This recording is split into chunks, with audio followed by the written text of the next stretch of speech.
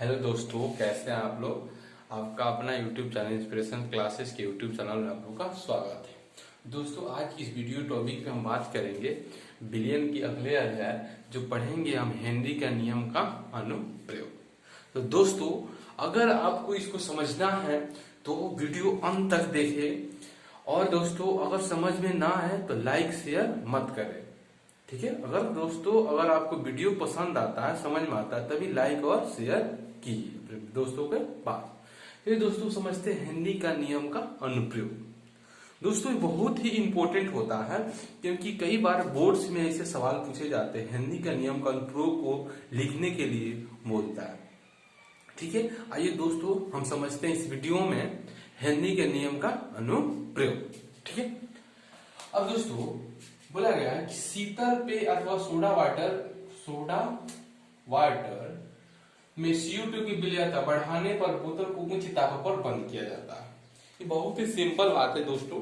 जब soda water को उच्च ताप पे बोतल को बंद किया जाता है ताकि उस बोतल में CO2 आसानी से घुला रहे। अब दोस्तों जब ढक्कन को खोला जाता है तो दाब कम हो जाता है, जिससे आसानी से वो गैस बाहर निकल जाता है। तो दोस्तों ये बहुत सा सिंपल। अब दोस्तों अनुप्रयोग का दूसरा नंबर समझेंगे, ठीक है, बहुत ही इंपॉर्टेंट है, आराम से समझेंगे। दोस्तों गोताखोर वो होते हैं दोस्तों जो समुद्र के अंदर जाते हैं। समुद्र क्या होता है, अंदर जाते हैं, ठीक है। ये पानी है, ठीक है। अब दोस्तों मान लें कि यहां पे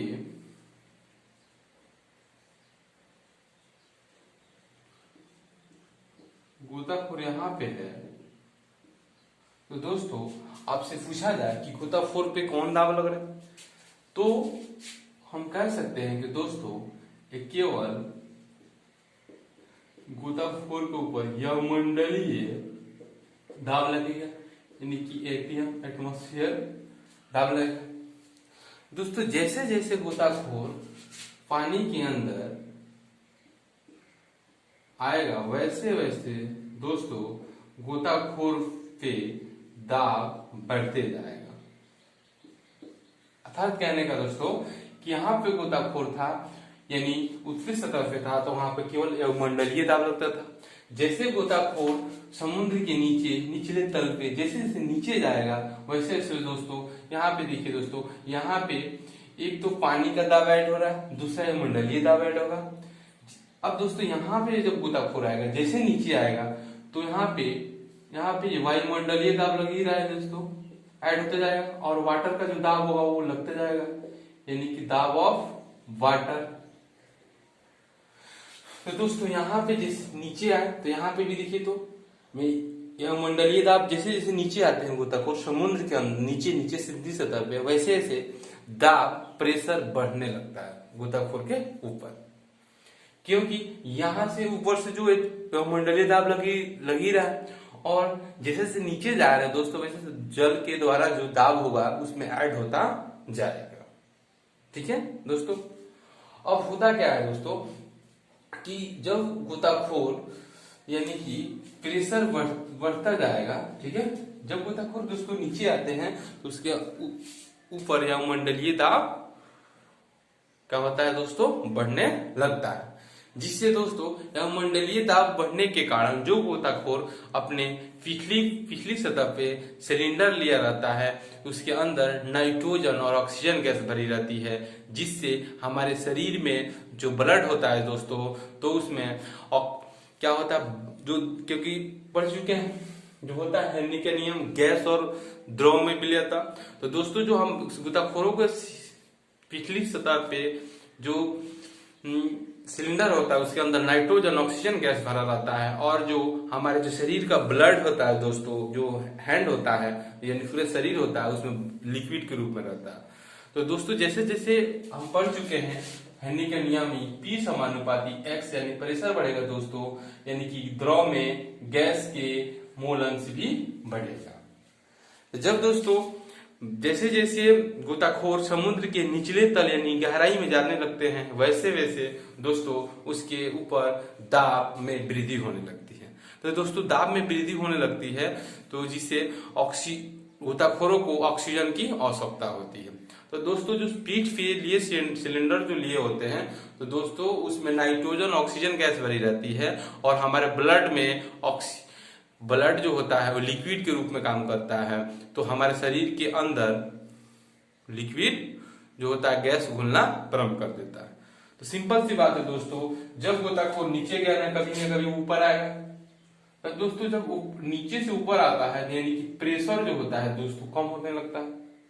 तो प्रेशर कम होगा दोस्तों तो उसके शरीर के अंदर यानी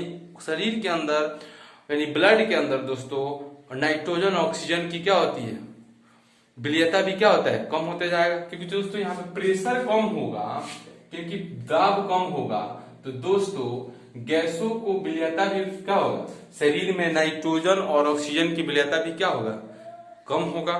बात समझेंगे। जैसे जैसे गोताखोर पानी की सतह के निचली सतह पे जाते हैं वैसे वैसे दाब बढ़ता है। तो दोस्तों दाब बढ़ेगा तो उसमें नाइट्रोजन ऑक्सीजन अर्थात ब्लड में विलीयता बढ़ेगी। और जैसे जैसे दोस्तों गोताखोर ऊपर, सिंपल सी बात है दोस्तों, जब गोताखोर नीचे आए हैं तो जरूर ऊपर जाएंगे। तो जैसे जैसे दोस्तों गोताखोर ऊपर जाते हैं वैसे वैसे उसकी जो होता है दाब में वृद्धि होता है। तो दोस्तों दाब में वृद्धि होगा यानी कि नहीं सॉरी दाब में कमी होगा यानी था दोस्तों दाब में क्या होगा, कम होगा तो उसमें मोल अंश यानी कि उसमें गैस भी शरीर में अंदर घुलने की क्षमता भी क्या हो जाएगी, विलीयता भी क्या हो जाएगी दोस्तों, कम हो जाएगा। ठीक है, जिससे दोस्तों क्या होते हैं हमारे सतह से बुलबुले के रूप में ब्लड से सतह के, मान लीजिए दोस्तों ये सिंपल सी बात है कि जो नाइट्रोजन ऑक्सीजन जो है तो हमारे फेफड़ा से निकला आने वाले होता है, लेकिन यहाँ पे दोस्तों ऐसा नहीं होता है। क्योंकि जिस सतह पे ऑक्सीजन जो होता है, ऑक्सीजन और नाइट्रोजन होता है वो ब्लड में घुली रहती है, वो कुछ सेकेंडों बाद ही वहां पे प्रेशर क्या हो जाता है, एक वेग लो हो जाता है दोस्तों। तो लो हो जाने के कारण जहां वो ब्लड में उपस्थित रहेगा नाइट्रोजन ऑक्सीजन, वहां से दोस्तों बुलबुले के रूप में निकलने लगता है, जिससे दोस्तों गोताखोरों को काफी उनको जान भी क्षतिग्रस्त हो सकता है। क्योंकि दोस्तों जैसे ही ब्लड से नाइट्रोजन ऑक्सीजन जैसे ही प्रेशर कम होगा तो उसके अंदर से जिस सतह पे से वो क्या होगा, प्रेशर ऑटोमेटिक दोस्तों इकोवाइक जो होता है प्रेशर कम हो जाता है। तो कम होने के कारण उसके सतह से बुलबुले के रूप में बाहर निकलने लगता है। तो बाहर निकलेगा तो दोस्तों सीधी सी बात है जो ब्लड जो होता है दोस्तों हमारे शरीर में वो थक्का बन जाएगा, जिससे कई गोताखोरों को क्षति पहुंच जाता है। अब दोस्तों इस क्षति को दूर करने के लिए उपाय होता है उसके अंदर दोस्तों हीलियम गैस भरा जाता है। क्योंकि दोस्तों हीलियम गैस जो ऐसा गैस होता है जिसमें विलीयता दोस्तों यानी कि उसको घुलने की क्षमता विलीयता बहुत कम होती है। तो दोस्तों हीलियम की विलीयता कम होगी तो नाइट्रोजन ऑक्सीजन को उस विलयन क्या हम ब्लड में घुलने नहीं देगा। थोड़ा सा ही पीड़ा होता है, लेकिन जब सिलेंडर के अंदर दोस्तों हीलियम गैस डाल दिया जाता है तो गोताखोरों को जो होता है वो उनकी पीड़ा यानी कि कोई नुकसान क्षतिग्रस्त नहीं होता है। ठीक है, आइए हम पढ़ते हैं बातों। गहरे समुद्र में गोताखोर उच्च दाब की वायु से श्वास लेना पड़ता है। जब दोस्तों नीचे जैसे गोताखोर नीचे जाते हैं वैसे से वायुमंडलीय दाब बढ़ेगा यानी प्रेशर बढ़ेगा। एक तो दोस्तों वायुमंडलीय दाब का भी प्रेशर ऐड होगा और पानी का भी प्रेशर ऐड होता जाएगा। तो पी क्या होगा दोस्तों, वृद्धि होगा। तो पी दोस्तों वृद्धि होगा यानी कि पी में वृद्धि होगा तो हम जानते हैं कि हेनरी के नियम कहता है कि P समानुपाती Xg यानी कि गैस में मोल अंश की घुलने की विलीयता भी ज्यादा होगा।